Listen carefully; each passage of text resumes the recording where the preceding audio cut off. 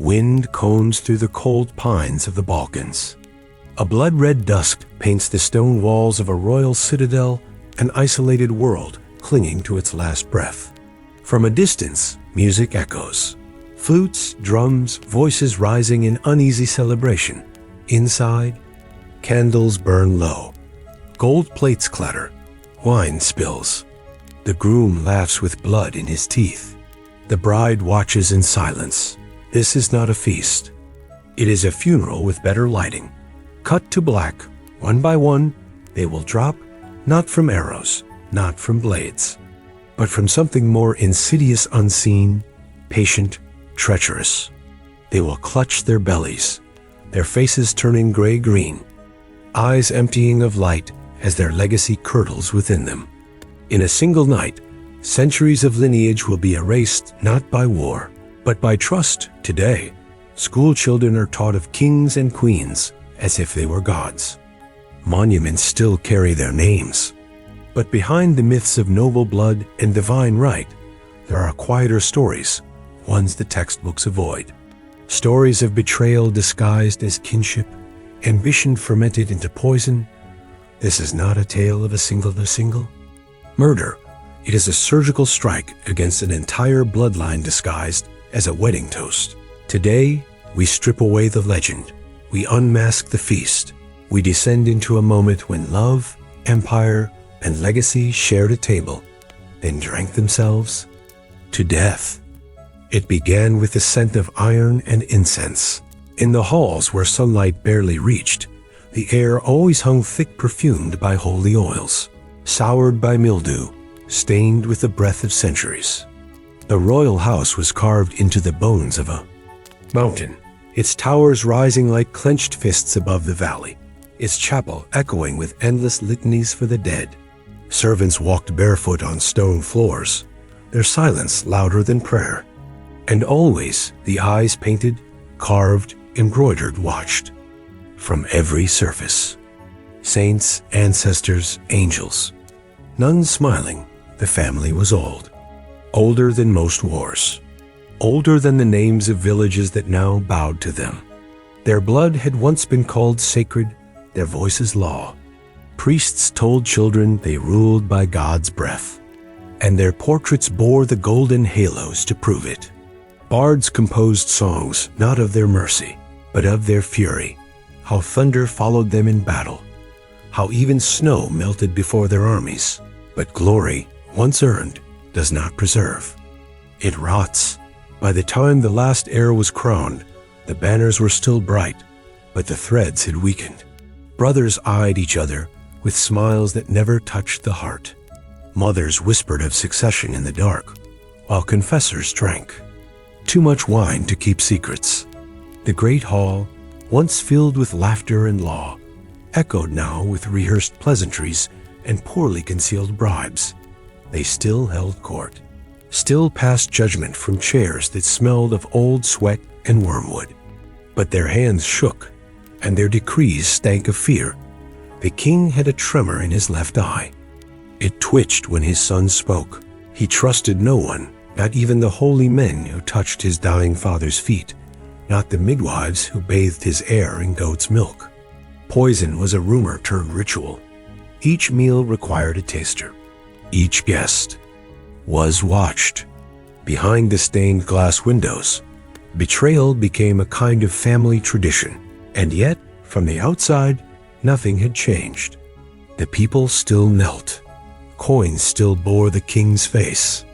The church still blessed the dynasty as divinely ordained. But the peasants who plowed the wet soil knew. They saw the rot in the fruit before the crown did. They sang a new song when no one listened about silk robes stained beneath, about teeth falling from royal mouths in the gardens. Roses grew wild and red.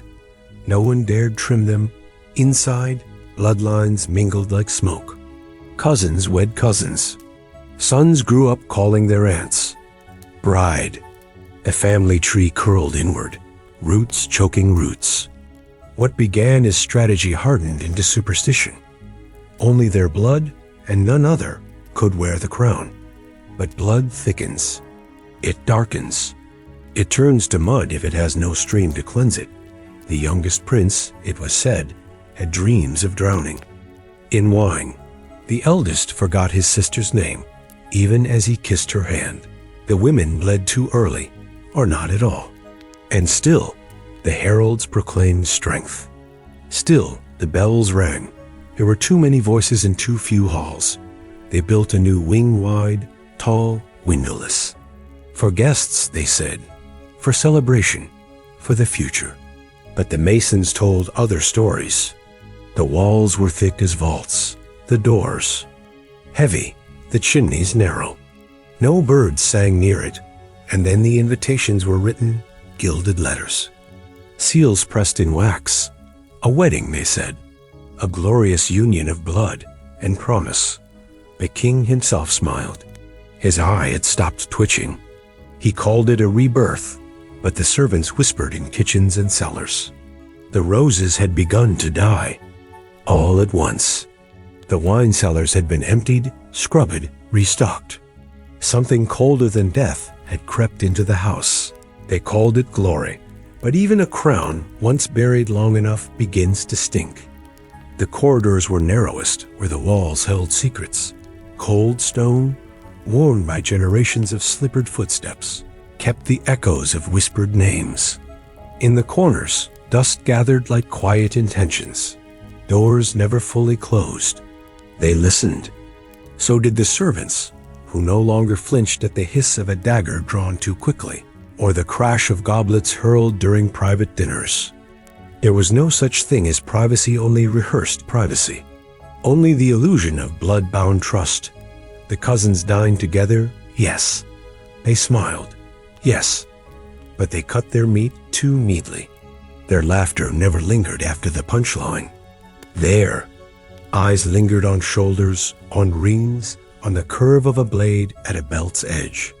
Beneath the satin and embroidered favor, they were wolves in too much perfume. The eldest uncle had once been first in line, then second, then not at all. He still paced the cloisters after vespers, the candlelight slashing across his aging face as he rehearsed the titles stolen from him. He prayed louder than the rest, not to God, but to memory, to what he was owed. And in the confessional, the priest who listened said nothing, but he remembered every name. One niece wore her crown too tightly, as if it were a shackle. She had once tried to run, they said, disguised in a scullery apron, whispering her lineage into the snow as if trying to shed it. They found her by the stables, frozen fingers still clutching the gate. They gave her back her silks and sewed bells into her sleeves so they'd always know where she walked. It was the bride's father who had the most to gain. He had no throne, only daughters and ambition. He claimed he had dreamt of the wedding since she was born, dreamt of white flowers, unity, redemption. But his dreams smelled like ash and old paper. He studied guest lists like battle maps. He smiled as if everything had already happened. No one questioned the timing. Not aloud, a marriage of cousins. So common, it required no explanation. So neat, it silenced dissent. But the parchment of the invitation, too thick. The ink, too dark. The seal, redder than wax should be. And the list of guests, too narrow, too perfect. Everyone who mattered, confined in one room. A feast of names. A culling made to look like kinship. The king did not protest. His eye no longer twitched. The kitchen staff were doubled, then halved. The wine merchants replaced. The hall swept 3 times a day. Not for cleanliness, for control, for containment. Every gesture rehearsed. Every toast pre-written dot. No one refused the invitation. To do so would be treason. To do so would admit suspicion. And suspicion was the kind of thing that drew attention unwanted, permanent attention. So they dressed, they smiled. They sent back replies dipped in wax, their trembling fingers never betraying their hearts. It was not love that gathered them. It was fear. Decorated in lace, they would sit at the same table. eat the same bread, raise goblets that glinted under candlelight. But in every glance, a question burned. Who sharpened the knives? Who fed the dogs? Who ordered the roses? And when the music began, it would sound like celebration. But it would be the sound of doors closing behind them, not with a slam, but with a click. At dawn, the bells did not sing, they screamed. Their metal throats tore through the gray mist like a wound, echoing off damp walls and splintering the frost, still clinging to the chapel eaves. Beneath them, the city stirred, not with joy, but with obedience. Smoke curled from hearths. Banners were unfurled by hands that trembled too slightly to notice. The day had come. The wedding was to be holy. The bride was bathed in milk steeped with lavender. Her skin scrubbed raw until it shone like porcelain. Her hair was combed with pins of bone and silver, then twisted into a crown of threads. She wore no perfume.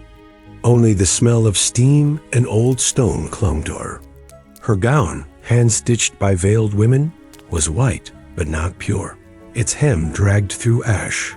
She walked like someone who'd learned to float above her own body, outside the great hall. Guests arrived under clouds swollen with silence.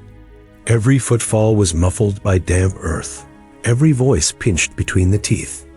No birds sang. Even the horses were restless, stamping against the cold stones as if sensing the wrongness in the air. Inside, the tables stretched like altars. Velvet, polished bronze, bowls heavy with fruit that had begun to rot beneath its painted skins. Goblets gleamed, each filled with wine so dark could have been blood. The cutlery was ceremonial, meant to impress, not eat. The real blades were elsewhere. They said the bride didn't speak all morning. Not when kissed by her father. Not when laced into the gown that had once belonged to a woman who died young. Her lips moved only during the blessing, not in prayer. In calculation, the ceremony passed like a fog. Words spoken aloud, but unheard. Vows recited with trembling breath. Rings slid onto shaking fingers. The priest's voice cracked as he sealed the union, and for a second, someone wept. No one turned to look. Then the feast began, lamb basted in honey, bread shaped into the family crest, figs dusted in spice.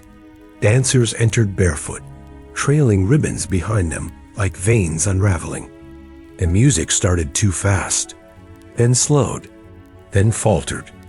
But no one stopped it. The wine flowed. It touched the lips of the bridegroom first. He drank deeply, too deeply, as if trying to chase down a truth he had only just recognized. Others followed, toasting old victories, new beginnings, and gods they no longer believed in. Goblets clinked. Laughter rang hollow, like coins dropped in a dried-up well. And somewhere near the center of the hall, the bride raised her cup. Her hand did not tremble. Her eyes did not blink. She drank, and in that moment, no one could have known what coursed through her veins or theirs. But the silence that followed was not silence. It was listening, waiting. There is a kind of peace that comes before death, a stillness mistaken for grace, as if the body knows what the mind refuses. And beneath the chandeliers, beneath the lace and gold, beneath the mask of joy, something ancient stirred. Not love, not union, but fate, and it had already begun to feed. It began not with a scream, but a sound far smaller, the soft clatter of a goblet striking the floor. The ripple of silence that followed, brief, unnatural, sharp. The groom's head lolled to the side, lips parted as if caught mid-laugh. But no laughter came, only the wet gasp of breath that would not settle, the tremor in his fingers as they curled into the tablecloth, like claws grasping at retreat.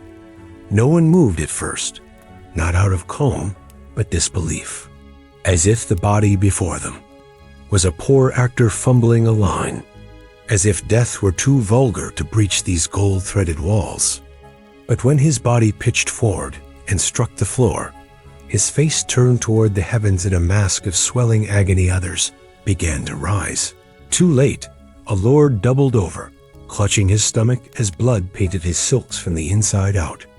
Another began to vomit, not food, but blackness thick, tar-like, flecked with bits of long. The sound was unbearable. Not screaming, but gurgling. Animal. Cornered, the bride did not speak. Her hands, still white with ceremonial chalk, rested gently in her lap. Her gaze never wavered.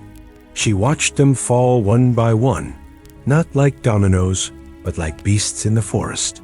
Scattered, panicked, convulsing. Dignity fled first. And memory. The poison had not been crude. It had been designed layered like scripture, folded into wine casks 2 weeks before the feast. Its bitterness cloaked by honeyed fig, its burn hidden behind the fire of celebration.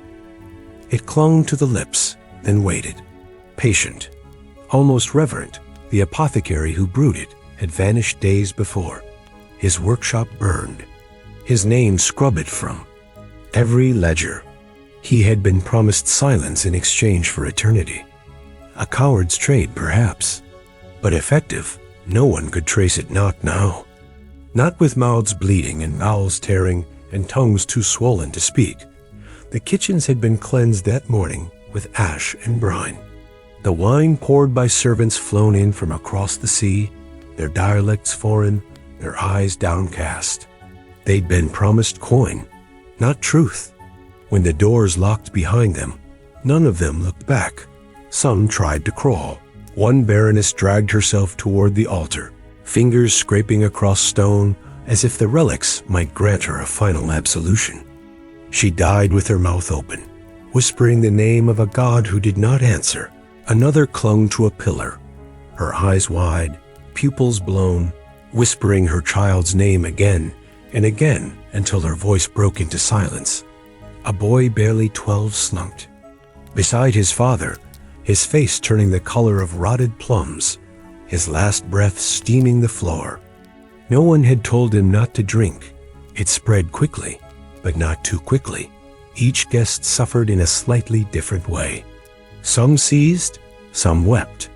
Some hallucinated and confessed to things no one understood, and some simply stopped. As if turned off from the inside, like candle wicks drowned in wax.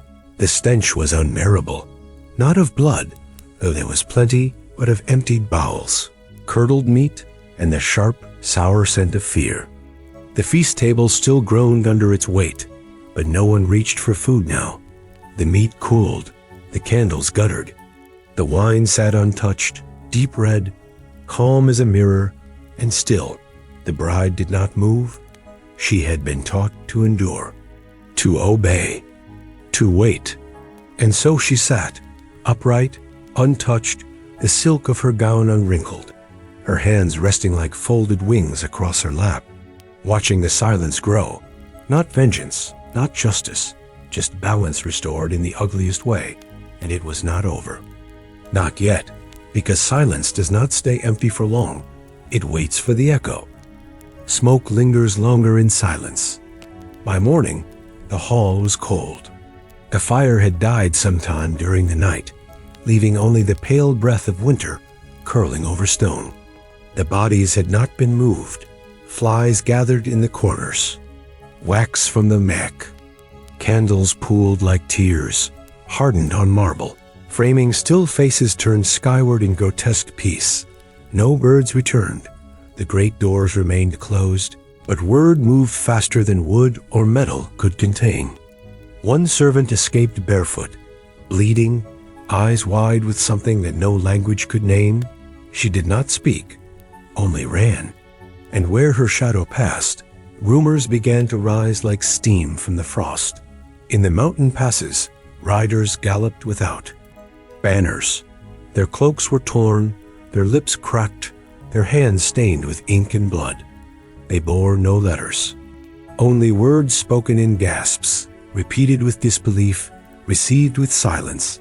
The bloodline was gone, not wounded, not captured, Gone, there had been no battle, no siege, no foreign horsemen howling at the gates, only wine, only lace, only laughter that ended too suddenly in distant villages. Elders whispered the old songs again, just to remember who the royals had been. Children were told not to speak their names. Candles were lit, not in mourning, but confusion. The kind that stuns more than grief. The kind that empties the lungs without warning. The capital did not ring its bells. There were no heirs to bless, no widow to console, only silence. That and the scraping of seals being broken, names being crossed out, lines of succession erased by trembling hands behind velvet drapes, documents rewritten, histories rearranged. What was left was not power, it was absence. A dozen vassals woke to find themselves untethered. Provinces that had once bowed in fear now raised their heads, blinking in the unsteady light. The bloodline had held them not by force, but by myth. And myths do not survive rot. The clergy preached that it was divine judgment, a curse born of pride. They said the wine had been tainted by sin itself, that God had reclaimed what man had defiled. But no one truly believed it, not even the ones who said it loudest. They were too afraid of what it meant for a house to vanish without a war cry. No tombs were prepared, no songs commissioned.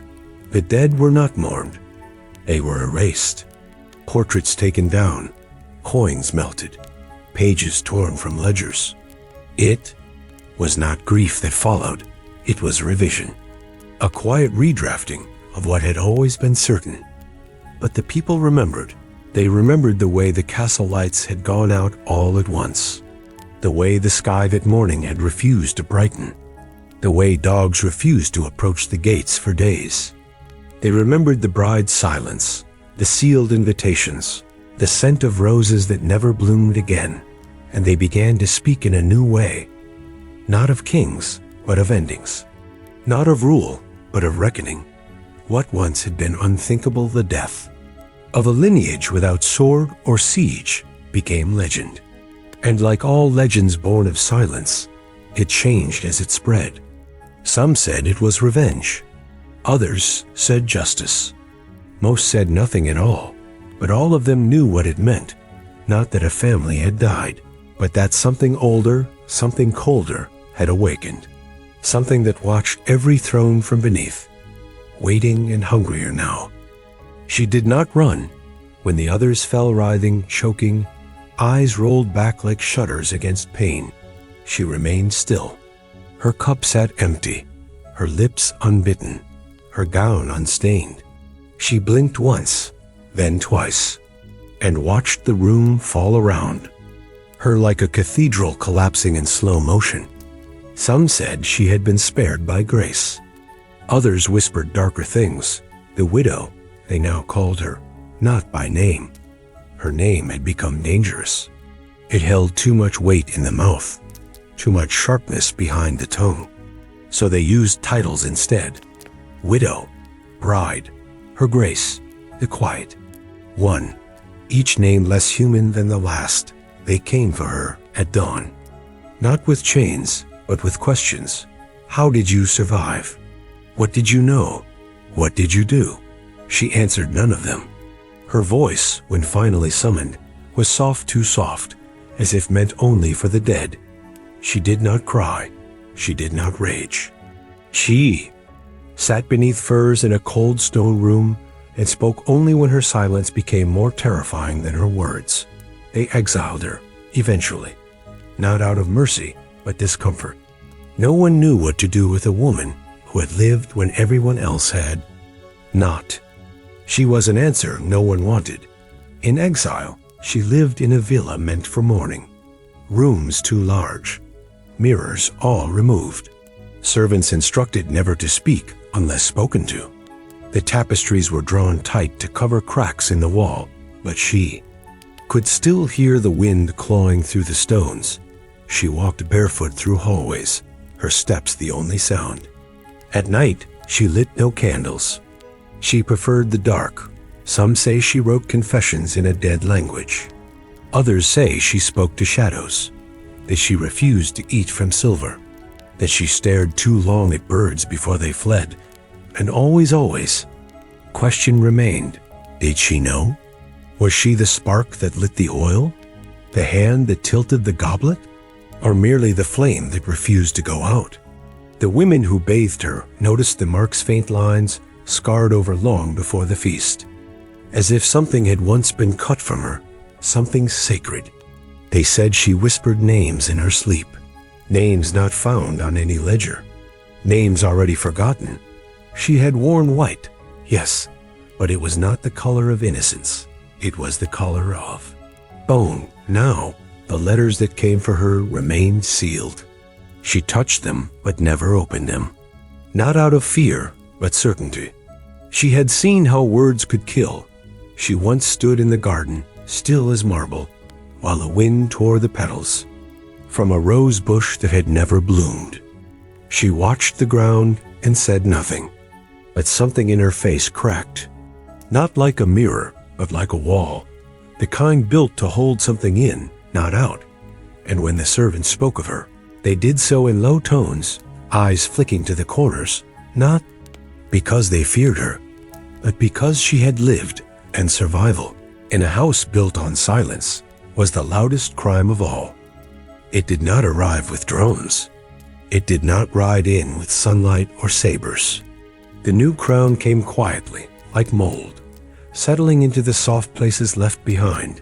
In the wake of the banquet, the world did not stop spinning, but it slowed. Courts froze. Lords hesitated. Misses were written, then burned. And behind closed doors, hands that had once trembled with servitude curled into fists around opportunity. He was not the most beloved, not the most noble, barely legitimate by some reckoning. A third cousin through an aunt no one had spoken of since her exile. His name was never carved into marble. He had never been painted, but he knew how to wait. He had not been invited to the wedding. Too distant, they said, too poor. And perhaps that was mercy, or perhaps it was foresight. His absence became a shield, his obscurity a weapon. While others feasted, he listened. While others bled, he stepped forward. The court that remained fractured, fearful, famished, needed a name. A figure to point to, if only to keep the people from asking questions that had no answers. They did not want strength. They wanted silence. He offered both. His coronation was not a ceremony. It was a transaction, signed with trembling ink and sealed with hands still stained from burying the last ones. He did not wear a new crown. He wore the old one, polished until it gleamed like it had never touched rot. But it had. Everyone knew it. It reeked of old flesh and spoiled wine. Still, they kissed the ring. He brought with him new laws, sparse, sharp, and cold as steel. Titles redistributed, lands redrawn.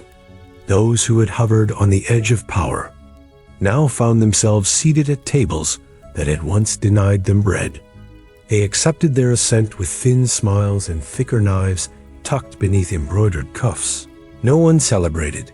The halls remained draped in mourning. The bells, long since silenced, were not rung again. The people bowed, but their spines bent. With reluctance, not reverence.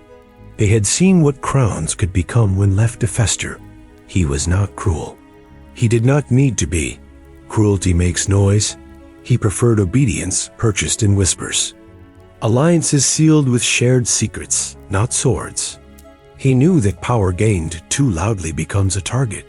So he ruled in a hush. A lullaby of law, sleepwalking a kingdom back into order. But the stain remained, that no decree could cleanse the banquet. From memory, no tax or treaty could unwind the image of nobles gasping in their own filth. The people looked at him and saw not a savior, but a survivor. And survival, when it came at the cost of every rival, had a scent like copper, like cold meat, like wine gone bitter. Behind the throne, the tapestries still hung. but no one looked up anymore. They feared what gazes might peer back. The ancestors, perhaps, or ghosts, or just the echo of what had been lost. And when he walked the halls at night, alone, the silence that followed him did not feel like peace. It felt like footsteps in ash, not just of those who had died, but of those still willing to kill for the chance to wear what he now wore. The hall still stands, its walls, choked in ivy and silence, lean inward now, as if trying to forget what they once held. Moss crawls up the stone like penance. The windows are dark. Everyone. No light dares pass through the glass that once caught the flicker of candlelit betrayal. Even the wind moves quieter here, as though it too remembers the screams and does not wish to wake them. No plaque marks the place. No scripture names the dead, but the story has not vanished. Not entirely. It drips, slow and sour, through the mouths of old women at the hearth. It rides the breath of shepherds in the high passes when fog begins to cling too thick. It hums in lullabies that mothers do not explain. The feast, they say, the cursed wine, the bride who did not blink. It is never taught, but everyone knows. They know not to step inside. They know to keep their dogs from sniffing too long near the roots of the ruined rose bush. They know to pass quickly and never look back. The killers are never named, not in song, not in rumor. To do so would be to pull at a thread that time has buried on purpose. Too many profited from forgetting.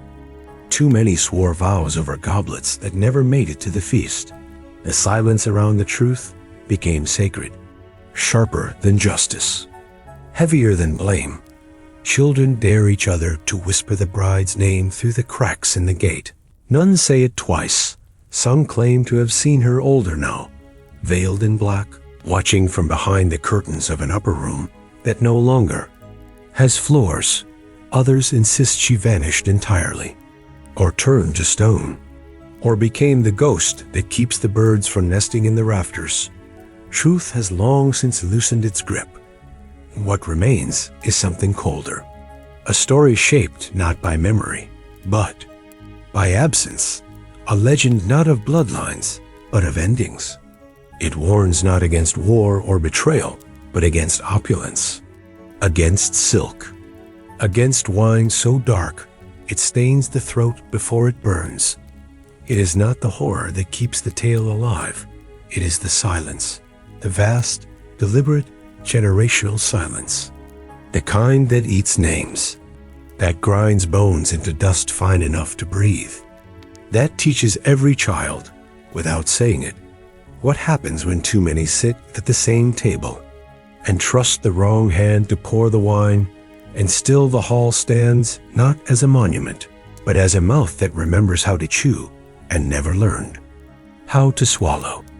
There were no arrows, no banners torn in the wind, no gates shattered under rams, no horns howling through the dark, no fields soaked in iron, no limbs piled beneath ramparts. The ground remained untouched, the snow untrampled, and still an entire dynasty died, not by blade, but by design. It began with paper, invitation sealed with wax, inscribed with tenderness, edged in gold leaf that caught the eye and softened suspicion. They spoke of unity, of blood made one, of peace. They were not weapons, but they wounded all the same. Then came the wine, not made in haste, not foul or bitter, aged, elegant, laced with sweetness. It slid down throats like silk, leaving behind no clue until it was too late. The method was not cruelty, it was elegance. The dead did not scream for long. Their deaths were rehearsed. Quiet, complete. The brilliance of it was not just in the act, but in the silence that followed.